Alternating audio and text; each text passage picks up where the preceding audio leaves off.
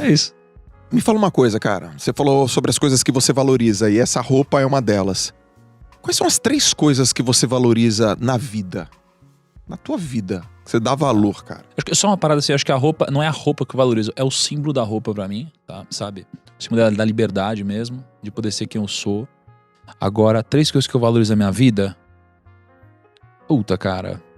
Eu acho que o lifestyle que eu conquistei é uma coisa que eu valorizo muito. O meu lifestyle, de poder, assim, o fato de eu poder estar com você aqui e estar trabalhando, produzindo conteúdo que de alguma forma agrega pra galera, mas me divertindo ao mesmo tempo, isso daqui é incrível. A maioria das pessoas não tem esse privilégio, né? Sim. Elas trabalham, fazem coisas que elas odeiam, é um saco. E o meu dia é muito legal. E a gente ainda ganha dinheiro fazendo isso. Eu digo que eu sou pago pra aprender. Eu sou pago pra aprender com os melhores. Porque eu tava... Onde que eu tava esses dias? Eu tava num podcast de um amigo, e aí ele disse assim: Thiago, queria te agradecer. Porque você me ensinou muito sobre investimentos. Você me fez ser uma pessoa muito melhor, eu ganhei dinheiro, comecei a montar meu portfólio, eu e minha família. E aí eu falei pra ele assim: cara, eu também queria te agradecer por me ensinar. Aí ele falou: como assim? Eu falei: porra, cara, porque se não tivesse você pra aprender, eu não iria me dedicar tanto pra eu mesmo também aprender e estudar. Porque o fato de eu estudar, aprender e repassar rápido essa informação é o que me faz absorver tudo que eu aprendo. Então a minha vida se trata de eu aprender, eu ir atrás de coisas e eu ensinar. E quando eu faço isso, eu fixo na minha cabeça. E aí eu preciso aprender coisas novas, então eu sou pago pra aprender, no final das contas, né? Então eu agradeço a galera que me ouve, porque isso é importante pra mim, né? Então isso é a primeira coisa que eu valorizo muito, esse lifestyle, né? Uma coisa que eu valorizo muito também, cara, é que a gente ouve várias vezes na vida que pra você crescer e você ser grande e tudo mais, você precisa ser aquela pessoa safa, ligeira, esperta, a pessoa que é malaca, que é política, que manja e tal. E eu considero que eu sou até, de certa forma, um pouco inocente. No sentido de que, cara, eu sou muito otimista, eu sou um eterno sonhador, eu sou um cara que gosta da Disney e tal. Eu tenho meus hobbies, eu gosto de videogame. Então, eu sou uma pessoa, digamos, inocente ou do bem, ou seja lá qual é a palavra, sabe? Que eu acredito nas pessoas, né? Eu acho que um dos piores conselhos que os falsos coaches ou sei lá, ou as pessoas que querem lacrar ou postar frase de efeito na internet dão é o seguinte: nunca conte os seus segredos ou coisas pros outros e deixe seu resultado falar mais alto. Aí geralmente tem alguém com uma foto de uma Lamborghini atrás, um cara de terno e tal, sabe? E eu discordo muito disso, porque eu, sendo essa pessoa talvez inocente, eu geralmente abro os meus planos, mas eu tento ter um filtro de com quem eu abro esses planos. E por que isso é bom pra mim? Porque vai ter gente que automaticamente vai sair da minha jornada porque não se identifica com esses meus sonhos, meus planos. Mas vai ter gente que vai vir pra mais perto. Então eu compartilhar o meu destino é uma forma de eu angariar pessoas que também querem ir pro mesmo lugar. Então eu trago aliados, né? Eu trago gente pra dentro que vai me ajudar a crescer e vai crescer junto. Então, uma das coisas mais felizes que eu tenho na minha vida é essa. É essa honra interna ou essa felicidade de que, porra, eu consegui crescer, consigo continuar crescendo, né, profissionalmente, no mundo dos negócios, na admiração, talvez, por algumas pessoas, sendo essa pessoa que eu sou. Né, essa pessoa otimista, do bem e que não é essa pessoa ligeira, né, coisa e tal. Deixa eu fazer uma consideração. Tem 2 coisas que eu vejo você fazer e que eu reconheço pra caramba que é uma coisa muito incrível, e uma eu comecei a aplicar. Lá em 2008, quando a gente começou a fazer negócio junto, 2018, quando a gente começou a fazer negócio junto, eu lembro que você fazia os pitches na frente das pessoas que você ia fazer. Os pitches? Você fazia pitch na frente da equipe. Beleza. Eu lembro dessa, aí tinha lá, a gente tava lá na XP, você falou assim: então galera, se liga só, olha só. Verdade. Lembra disso? Deixa eu apresentar pra vocês como que eu vou falar. Vai falar assim: então pessoal, na vida a gente precisa ter algumas coisas, uma dessas coisas que a gente sempre quer, liberdade. A liberdade pode ser traduzida através do seu trabalho tem... E eu ficava olhando, eu falava: cara, o Thiago, ele fica contando pra galera o que ele vai fazer. E eu não fazia isso. Porque eu achava, sei lá, falava: será que precisa? E eu valorizava aquilo. Hoje eu faço. Hoje eu pego a equipe, olha só o que eu vou falar, dá uma olhada se tá legal esse pitch. Isso eu aprendi contigo.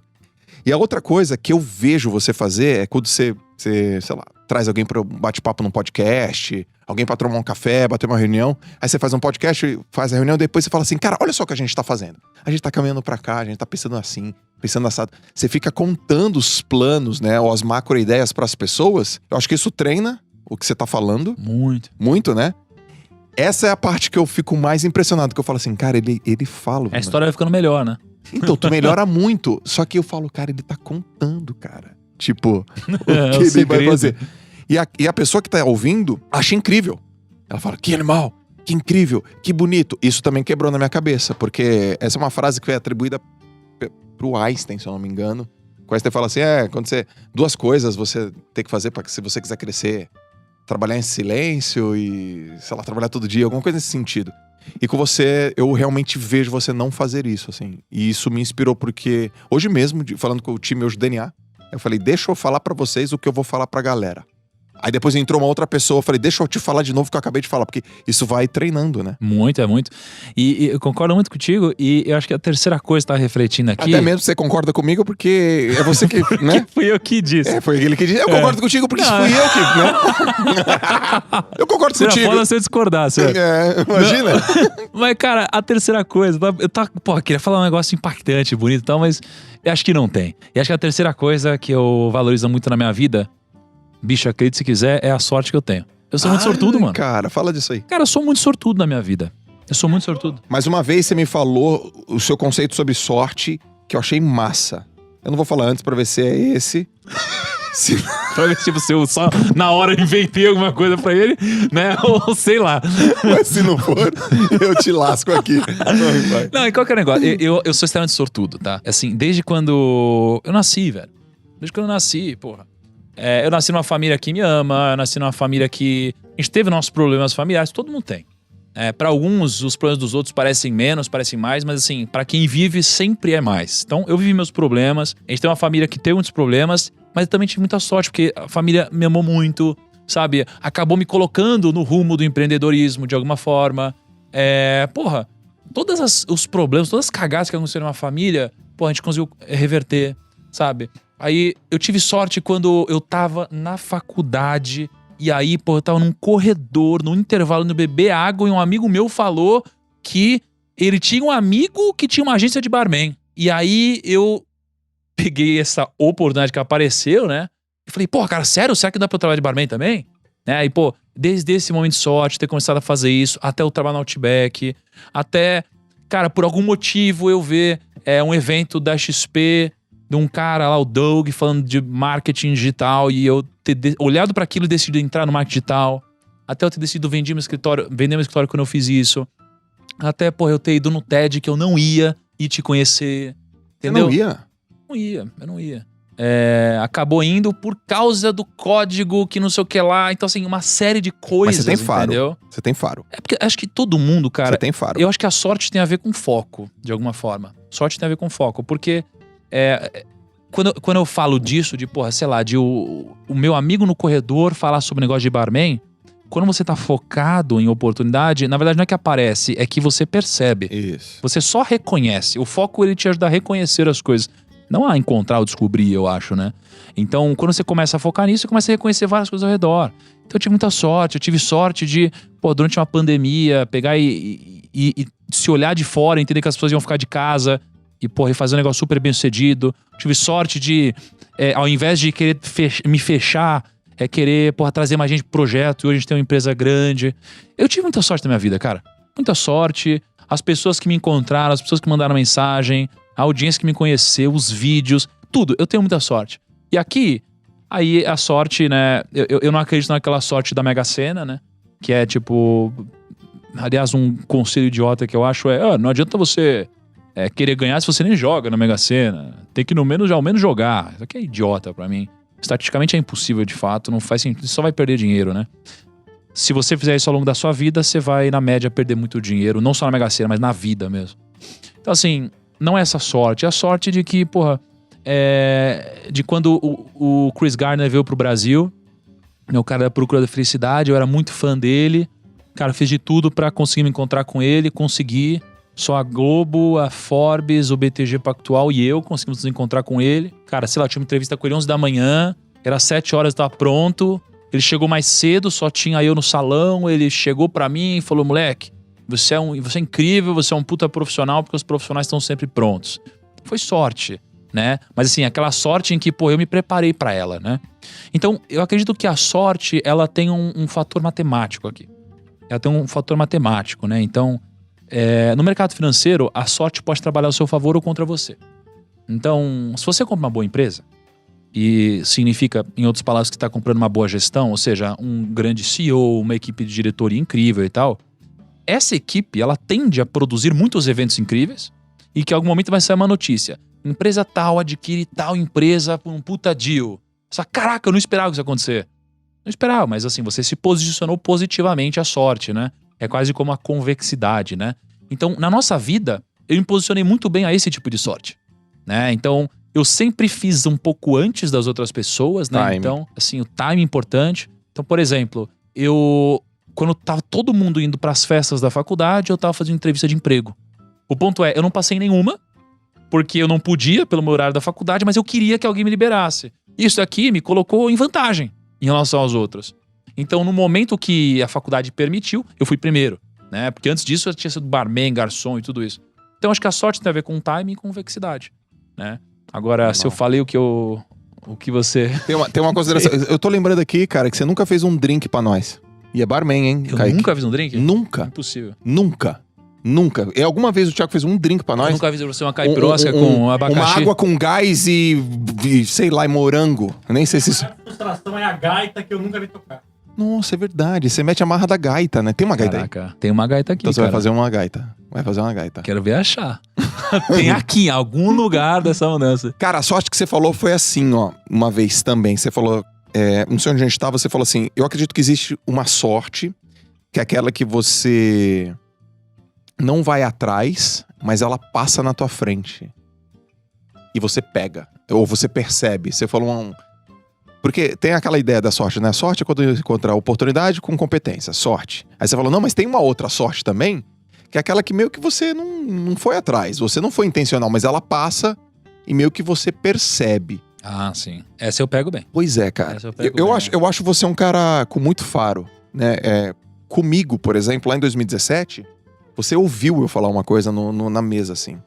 Eu falei uma coisa pro Rodrigo Simons, que tava, sei lá, do outro lado da mesa.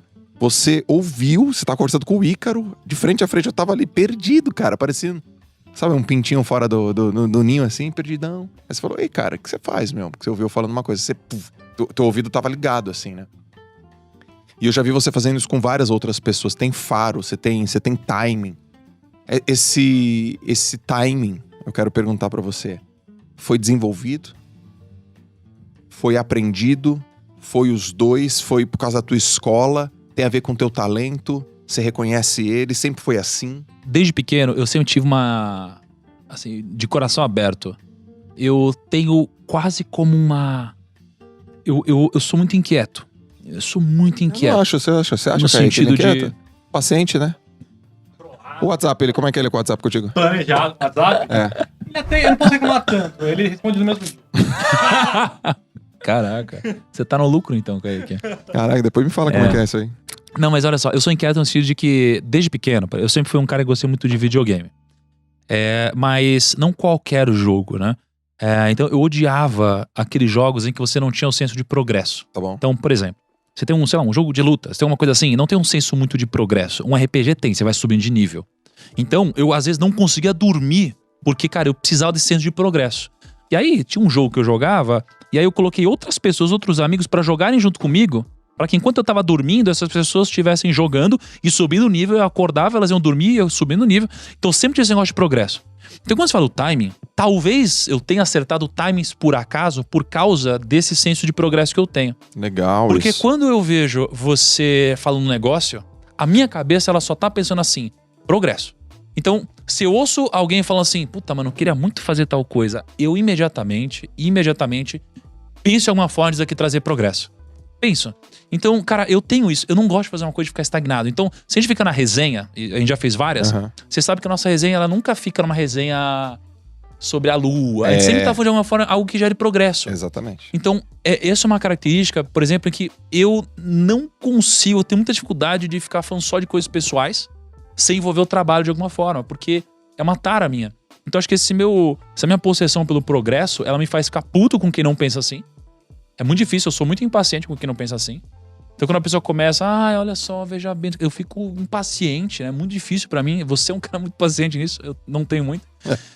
E aí, esse meu senso de progresso, cara, quando eu junto com alguém dando um mínimo indício de que quer, cara, é uma identificação imediata comigo, né? Imediata. E aí, quando eu sinto que eu posso ajudar ou participar de alguma forma, cara, eu vou pra cima. Então, talvez o time não tenha sido... Eu entendo a importância do time. Mas é difícil. Como que você faz pra desenvolver o time correto? É difícil, né? Talvez um pouco de intuição, tentativa e erro, fazer várias vezes, mas... Sim. Eu acho que não é que eu desenvolvi muito bem o timing. É que eu sempre fui muito progressista, assim, nas coisas que eu faço. E aí, quando acontece, a gente depois fala que acertou o timing, mas é porque... Sei lá, eu juntei o progresso